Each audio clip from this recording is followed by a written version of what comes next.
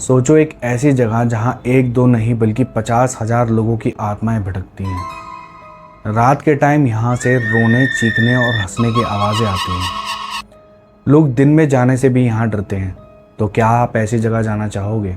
1990 के आसपास की बात है। यहाँ एक बहुत बड़ा हादसा हुआ था। ये एक चूना मिट्टी की खदान हुआ करती थी और यहाँ हजारों मजदूर काम किया करते थे। फिर एक दिन यहाँ एक जहरीली गैस फैलने की वजह से वहाँ हजारों मजदूरों की मौत हो गई। इस हादसे के बाद इस माइन को पूरी तरह से बंद कर दिया गया और ये इंडिया की हिस्ट्री का बहुत बड़ा हादसा था। पर इस बारे में बहुत कम लोग जानते हैं कि यहाँ ऐसा कुछ भी हुआ था। आज की कहानी लंबी देहर माइंस की है।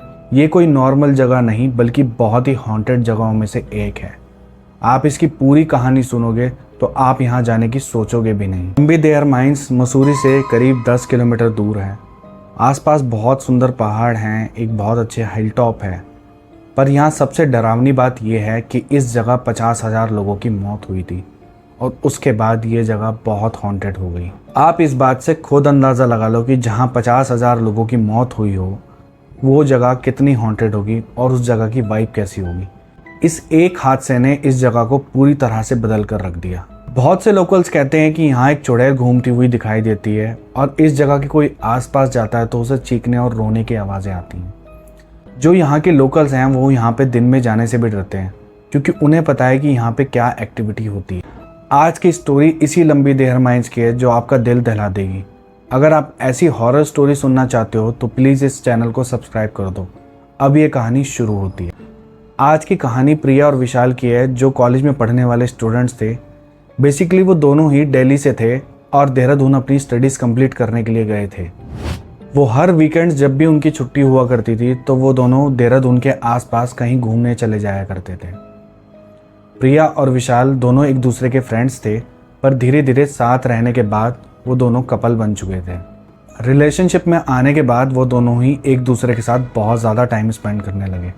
वो हर वीकेंड कहीं ना कहीं घूमने चले जाते थे और उन दोनों को ही एक्सप्लोर करने का और घूमने का बहुत ज़्यादा शौक था। फिर विशाल ने देहरादून में अपने कॉलेज आने जाने के लिए एक बाइक खरीद ली और अब विशाल को लग रहा था कि प्रिया और वो दोनों मसूरी और देहरादून आराम से घूमने चले जाया करेंगे वीकेंड्स पे। वो एक दूसरे के साथ इतना बिजी हो गए थे कि जब उनके कॉलेज की छुट्टी पड़ती थी तो भी वो अपने घर नहीं जाते थे बल्कि एक दूसरे के साथ कहीं घूमने चले जाया करते थे। उन्हें मोस्टली हर जगह घूम ली थी देहरादून मसूरी के आसपास और उन्हें अब समझ नहीं आ रहा था कि वो दोनों कहाँ घूमने जाएं। फिर विशाल ने डिसाइड किया कि वो इस वीकेंड पर लंबी देहर माइंस घूमने जाएंगे।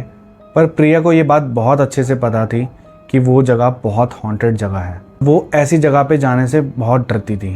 प्रिया ने विशाल को बहुत मना किया कि मैं लंबी देहर माइंस नहीं जाऊँगी, पर विशाल ने उसको जैसे तैसे मना लिया वहाँ जाने के लिए। एक रात पहले उन्होंने डिसाइड कर लिया कि वो अगले दिन सुबह लंबी देहर माइंस के लिए निकलेंगे। विशाल जैसे ही अपने घर से निकला तो उसकी बाइक ख़राब हो गई। उसने बहुत बार कोशिश करी पर उसकी बाइक बिल्कुल स्टार्ट नहीं हो रही थी। फिर उसने अपनी बाइक एक मैकेनिक को दिखाई और उस मैकेनिक ने बोला कि आपको 2-4 घंटे लग जाएंगे इस बाइक को ठीक होने में। तो विशाल ने प्रिया को फ़ोन करके बोला कि हमें थोड़ा टाइम लग जाएगा, हम 3 बजे तक निकलेंगे। ये बात सुनी तो प्रिया ने विशाल को बोला कि हमें आज नहीं जाना चाहिए, हम नेक्स्ट वीकेंड जाएंगे। पर विशाल डिसाइड कर चुका था कि वो आज ही लंबी देहर माइंस घूमने जाएगा और उसका डिसीजन बिल्कुल पक्का था। फिर 3 बजे के आसपास विशाल की बाइक ठीक हुई और उसने प्रिया को पिकअप किया। तब तक 4 बज चुके थे। उसके बाद वो लंबी देहर माइंस के लिए निकले और वो करीब 6 बजे के आसपास लंबी देहर माइंस पहुँचे। वो दोनों लंबी देहर माइंस पहुंचने ही वाले थे तो प्रिया को ऐसा फील हुआ जैसे उसके पीछे कोई बैठा है और उसके बालों में किसी ने हाथ लगाया। जब प्रिया ने पीछे मुड़ के देखा तो वहाँ कोई नहीं था। प्रिया ने इस बात को इग्नोर कर दिया। उसे लगा शायद कोई हवा का झोंका है जिसकी वजह से ऐसा उसे फील हुआ है। कुछ ही देर में वो दोनों लंबी देहर माइंस पहुँच गए। वहाँ दूर दूर तक कोई नहीं था और बिल्कुल सन्नाटा था और अंधेरा भी बहुत जल्दी हो गया था क्योंकि ठंड का टाइम था। ये चीज़ देखने के बाद प्रिया बहुत ज़्यादा डर गई और उसने विशाल से बोला कि हमें यहाँ से चलना चाहिए, ये जगह बहुत डरावनी लग रही है। पर विशाल पहले ही डिसाइड करके आया था कि जो बात उसने इस जगह के बारे में सुनी है क्या वो सच है या नहीं। वो इस जगह को बहुत अच्छे से घूमना चाहता था और एक्सप्लोर करना चाहता था और वो अपने कॉलेज जाके सबको ये बताना चाहता था कि यहाँ ऐसा कुछ नहीं है, सारी कहानियाँ बकवास हैं। विशाल ने प्रिया से कहा कि तुम मेरा यहीं बाइक के पास वेट करो, मैं अंदर झाड़ियों में जाकर देखता हूँ कि यहाँ क्या है। प्रिया ने उसे बहुत मना किया कि प्लीज़ मत जाओ, पर वो नहीं माना। जैसे ही विशाल थोड़ा सा आगे बढ़ा तो उसे प्रिया के रोने की आवाज़ आने लगी। विशाल ने पीछे मुड़ के देखा तो उसे दिखाई दिया कि प्रिया एक पेड़ के नीचे बैठी रो रही है। विशाल को लगा प्रिया उससे नाराज़ होकर रोने लगी है, तो विशाल उस पेड़ की तरफ बढ़ने लगा। तो इतने में ही पीछे से विशाल को प्रिया की आवाज़ आई और प्रिया ने उसे बोला कि इधर आओ। विशाल ने जैसे ही मुड़ के देखा तो प्रिया वहीं बाइक पर थी, और जब उसने पेड़ के सामने देखा तो वहाँ कोई नहीं था। ये चीज़ देखने के बाद विशाल बहुत ज़्यादा डर गया था।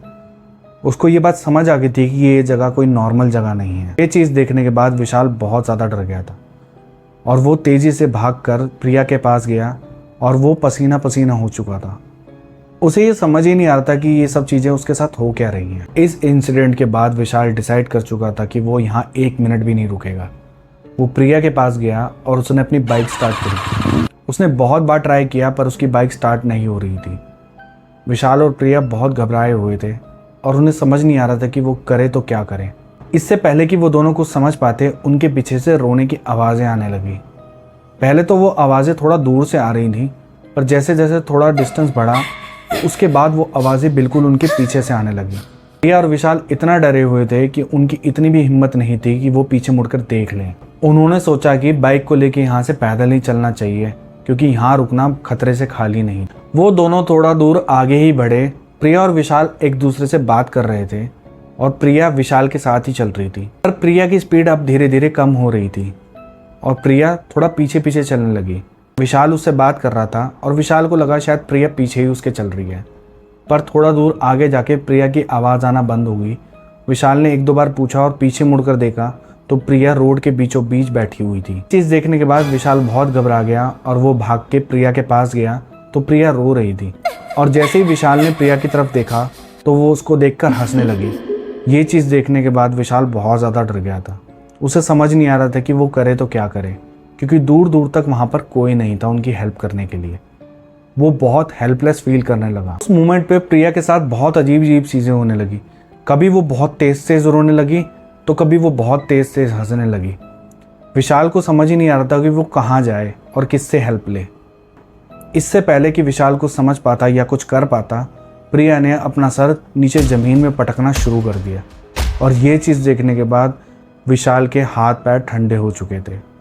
उसे ये समझ नहीं आ रहा था कि वो दोनों यहाँ से जिंदा वापस जा भी पाएंगे कि नहीं। और जब विशाल प्रिया को संभालने लगा और उसे पकड़ने लगा तो प्रिया के मुंह से कभी औरत की तो कभी आदमी की आवाज़ें आने लगी, और विशाल को आवाज़ आई कि यहाँ से चला जा, नहीं तो तुझे जान से मार दूंगी।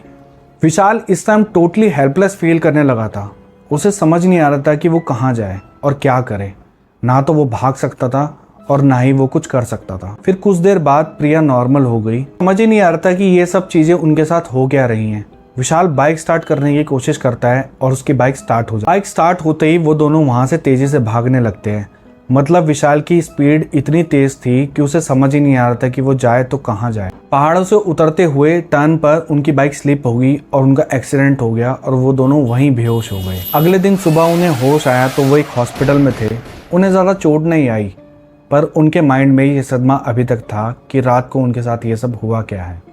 उन दोनों के फ्रेंड्स मिलने आए तो विशाल ने उन्हें सारी बात बताई कि उनके साथ क्या क्या हुआ है, पर उनके फ्रेंड्स ने इस बात को मजाक में ले लिया। बट जो हुआ, प्रिया और विशाल इस चीज़ को अपनी लाइफ में कभी भूल नहीं पाएंगे।